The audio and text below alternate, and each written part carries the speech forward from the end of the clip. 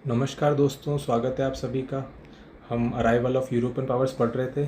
कल हमने Portuguese power को डिस्कस किया था और आज हम एक बार कल की क्लास का रिवीजन कर लेते हैं। मैप पर देखते हैं तो भारत आने वाली जो पहली यूरोपियन पावर थी वो थी पुर्तगाल। ये 1498 के अंदर भारत आते थे। और उसके बाद में है डच 1602 में। उसके बाद में ब्रिटिशर्स 1608 में। उसके बाद डेनमार्क 1616 में।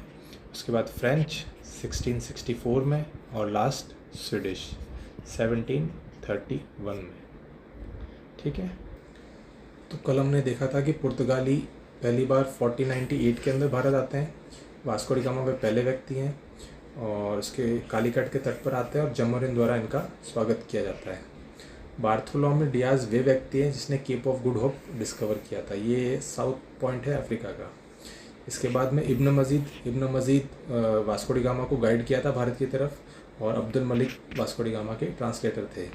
1502 के अंदर वास्को डी गामा दूसरी बार भारत आता है और दूसरे पुर्तगाली जो भारत आए थे उनका नाम है पेड्रो अल्वारेस कैब्राल। इसके बाद में 1503 की बात है कि कोचीन में अपनी फैक्ट्री भी इस्टेब्लिश करते हैं और कोचीन को ही अपनी कैपिटल बनाते हैं। फ्रांसिस्को डी अल्मेडा ये पुर्तगाल के पहले गवर्नर थे भारत में। और इसके बाद अल्फोंसा डी अल्बुकर्क ये दूसरे गवर्नर थे और रियल भी इन्हीं को ही माना जाता है। 1510 की बात है, कृष्णदेव राय जो है उन्होंने पुर्तगालियों की दो तरह से मदद की थी। एक तो गोवा बैटल में, उसमें बीजापुर के सुल्तान से गोवा जीता था, और दूसरी भटकल किला बनाने में। भटकल किला जो है अपना कर्नाटक के अंदर है। और निनो डी कुना जो है उन्होंने पुर्तगालियों की जो राजधानी थी कोचीन से गोवा शिफ्ट की थी 1530 के अंदर। ऑपरेशन विजय इंडियन आर्मी द्वारा चलाया गया था। पुर्तगालियों को गोवा को पुर्तगालियों से फ्री करवाया था। इसके बाद में पुर्तगालियों की 3 विशेषताएं हैं समुद्र से। एक तो ये ब्लू वाटर पॉलिसी मतलब वो खुद को समुद्र का देवता मानते थे। दूसरा है कार्ड सिस्टम मतलब अगर समुद्र में कोई भी गतिविधि करनी है तो इनसे परमिशन ज़रूरी थी। अकबर तक ने इस समुद्र देखने के लिए पुर्तगालियों की परमिशन ली थी। इसके बाद में अरमेंडा काफिला व्यवस्था, ये होता था कोई इंपोर्ट एक्सपोर्ट या जो जहाज जाते थे उनको ये सुरक्षा प्रदान करते थे। इसके बाद में कुछ फैक्ट्स हैं। 1556 के अंदर जो इन्होंने प्रिंटिंग प्रेस स्थापित की थी गोवा के अंदर। तंबाकू और मक्का की खेती इंट्रोड्यूस करवाई थी भारत के अंदर, जिसे बाद में जहांगीर ने बंद भी करवा दिया था। और लाल मिर्च, आलू और अनानास इन तीनों को भारत में इंट्रोड्यूस करवाया था पुर्तगालियों ने। इनकी जो आर्किटेक्चर स्टाइल थी उसका नाम था गॉथिक स्टाइल। उसके कुछ फीचर्स ये है कि उनके रूफ्स जो होते थे उनकी छतें बहुत हाई होती थी, पॉइंटेड होती थी, उनके पिलर्स राउंडेड होते थे और जो उन पर अलंकारी होती थी बहुत बारीकी, बहुत फाइन ऑर्नामेंटेशन होता था उनके ऊपर। बात करते हैं पुर्तगालियों के भारत के जाने की वजह, तो सबसे पहले तो अरब द्वारा अपोज किए गए थे वो। उसके बाद में उन्होंने इंडियंस को कन्वर्ट करने का ट्राई किया था, इस वजह से भी वो जाना पड़ गया था। तीसरी बात, ब्राज़ील में इन्हें गोल्ड माइन मिल गई थी जहाँ उन्हें ज़्यादा फ़ायदा लगा था। आज हम डिस्कस करेंगे डच। तो डच है 1602 में पहली बार भारत आए थे और पहला व्यक्ति जो डच आया था कार्नेलियन डी हाउटमान। और 1602 के अंदर ही इन्होंने अपनी ईस्ट इंडिया कंपनी जो है इस्टेब्लिश कर दी थी।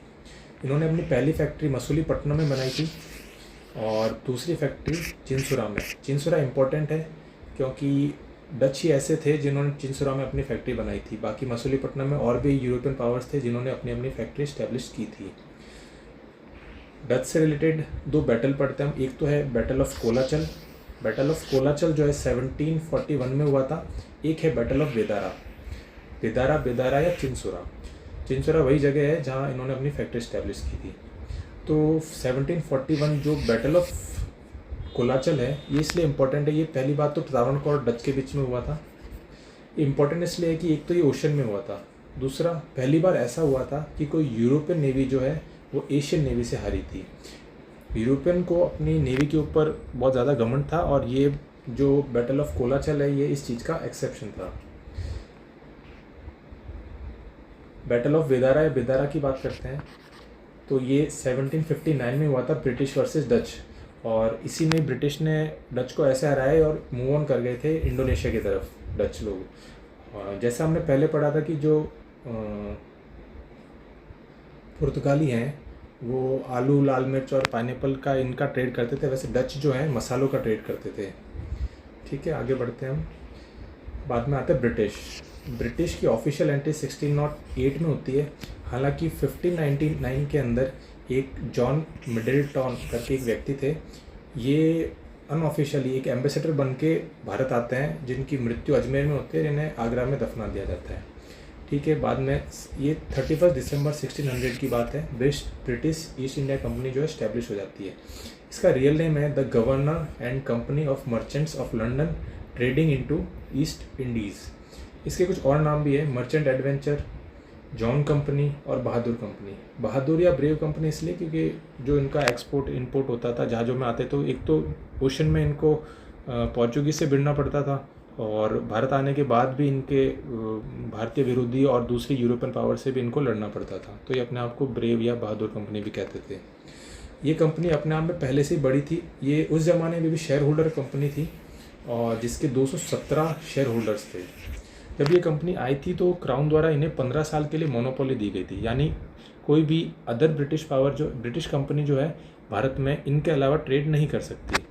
और जो ये 15 साल का इनको टाइम दिया था, ये हर 20 साल में बढ़ा दिया जाता, हर 20 साल के बाद इनका जो टाइम है एक्सटेंड कर दिया जाता था। ये कब तक हुआ? 1813 में। 1813 को चार्टर आया है। 1813 में यूँ हुआ था, ब्रिटिश क्राउन को पता चला कि भाई जो ईस्ट इंडिया कंपनी है वो ब्रिटिश क्राउन से भी ज़्यादा पैसों में और पावरफुल होती जा रही है। तो उन्होंने एक 1813 में चार्टर निकाला जिसमें इनकी मोनोपोली जो है ख़त्म की थी। अब मोनोपोली ख़त्म की तो ईस्ट इंडिया कंपनी ने कहा कि इनका जो नया व्यापार बना है चाय से रिलेटेड, उसमें इनको घाटा हो जाएगा, तो इनको एक एक्सेप्शन दिया मोनोपोली में। तो 20 साल के लिए चाय की खेती के लिए इनको और मोनोपोली दे दी गई। तो जो 1833 में जो चार्टर एक्ट आया, इसमें कम्प्लीटली इनकी मोनोपोली जो है एंड कर दी गई थी। आगे देखते हैं। जो ऑफिशियल एंट्री होती है 1608 में, वो किंग्स जेम्स प्रथम है, उनके जो एम्बेसडर है कैप्टन हॉकिंस, वो भारत आते हैं। वो 2 से 3 साल तक जहांगीर के पास रुकते हैं। वो आगरा में जहांगीर 1609 में मिलते हैं, 2 से 3 साल वहाँ रुकते हैं और ट्रेड रिबेट्स के लिए मांग करते हैं, पर जहांगीर ने उन्हें ट्रेड रिबेट्स नहीं दिए थे। ये पर्शियन लैंग्वेज भी जानते थे। इनको 400 मनसब प्राप्त था जहांगीर द्वारा। मनसब क्या होता है? बेसिकली एक रैंक होती है, मुगल्स द्वारा दी जाती है। ये 10 से लेकर 10,000 तक होती थी, और 400 एक छोटी रैंक ही है, कह सकते हैं। इसके बाद में जो सेकंड एम्बेसडर आए थे वो थे sir Thomas raw. Thomas raw ने क्या किया, ये सीधे जहांगीर के पास ना जाकर, जहांगीर का जो बेटा था गवर्नर ऑफ गुजरात अपॉइंटेड था उस टाइम, तो ये जहांगीर के पास जाते हैं और सिफारिश लगवाते हैं। तो जब ये खुर्रम के पास जाते हैं, सिफारिश लगवाते हैं कि इन्हें ट्रेड में जो है कुछ छूट दी जाए। तो जहांगीर इनकी बात मान लेता है, और ये बात मान लेता है, और 3 साल के लिए इन्हें सर थॉमस रॉ को आगरा में रुकने के लिए कहता है।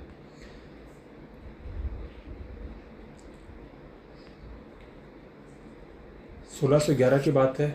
ब्रिटिशर्स की पहली फैक्ट्री मसूलीपट्टनम थी। इसके पहले डच हमने पढ़ा था, उनकी भी पहली फैक्ट्री मसूलीपट्टनम में थी। ये टेम्पररी एग्रीमेंट था। हालांकि 1613 में जो सूरत में है, इनकी परमानेंट सेटलमेंट होता है। सूरत में ये अपनी ऑफिशियल पहली फैक्ट्री इस्टेब्लिश करते हैं। बात करते हैं ब्रिटिशर्स के 3 मेन सेंटर की। तो जो चेन्नई है, ये चंद्रगिरी की राजा से ख़रीदते हैं, और इसके फाउंडर का नाम है फ्रांसिस डे। और मुंबई है, मुंबई जो है ब्रिटिशर्स को दहेज में मिलता है चार्ल्स सेकंड की शादी में, जो तो हुई थी कैथरीन, जो पोर्चुगल की प्रिंसेस थी। तीसरे जो बंगाल है, उस टाइम कंपनी ने 3 विलेजेस खरीदे थे, सुल्तानाती, गोविंदपुर और कलकत्ता। और कलकत्ता में ही इन्होंने अपनी फैक्ट्री इस्टेब्लिश की थी और फोर्ट विलियम का कंस्ट्रक्शन किया था इन द ईयर 1698।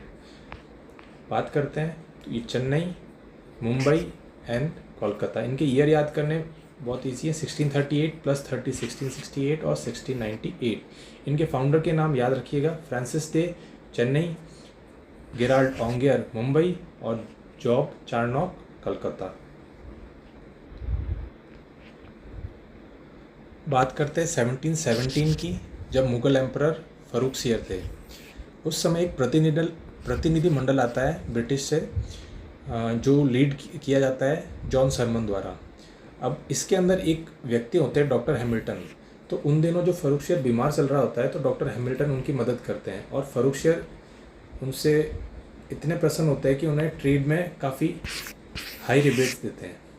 जैसे कि इतने हाई रिबेट्स होते हैं कि जो हिस्टोरियन ऑम है उन्होंने इसे Magna carta of the company भी कहा था।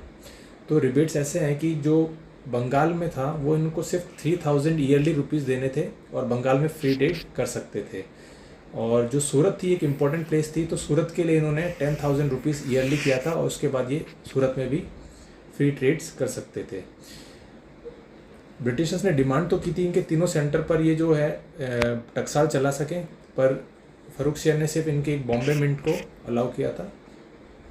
इसके बाद में ब्रिटिशर्स ने ये मांग की थी पूरे भारत में वो कहीं भी ज़मीन खरीद सकते हैं, पर फ़र्रुखशियर ने सिर्फ उन्हें कलकत्ता के आसपास की ज़मीन खरीदने के लिए ही अलाउ किया था।